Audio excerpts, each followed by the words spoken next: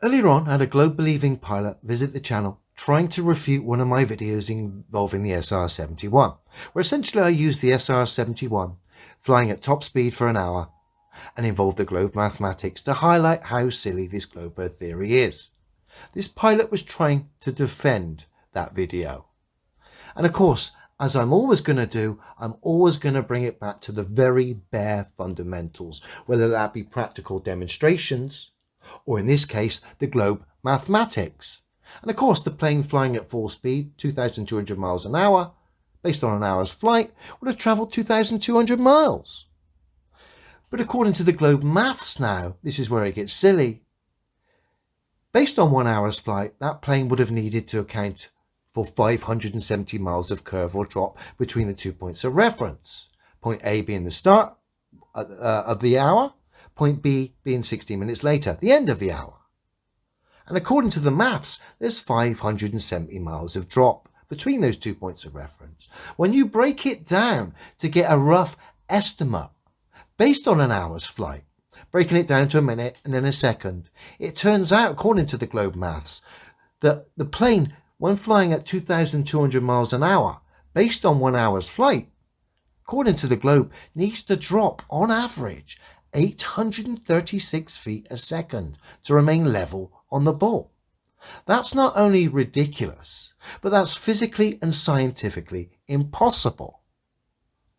And that's why very few people come to defend that video, because they can.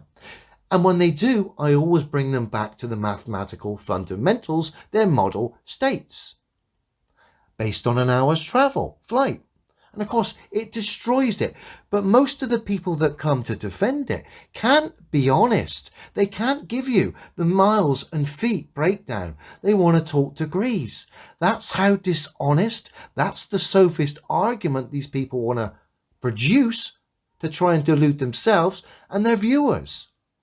It's very sad, lads. I'm not interested in degrees. You can give it to me in degrees if you want, but I also want it in feet and miles. I've obviously done that myself anyway, using your own model. And of course, the results of which highlight how ridiculous your model is, which is why you need to cite it in degrees to try and dampen it down at how absurd your model is. And that is why I don't really have much respect for people who represent the globe online, because they have nothing but dishonesty in their heart, whether it be the trolls or the content producers. I say content, the propagandists. So again, this plane destroys the globe using its own top speeds and of course using the globe mathematics. And what it does when you use it in an argument is highlights and weeds out all the liars, all the delusionists and all the dishonest people on task.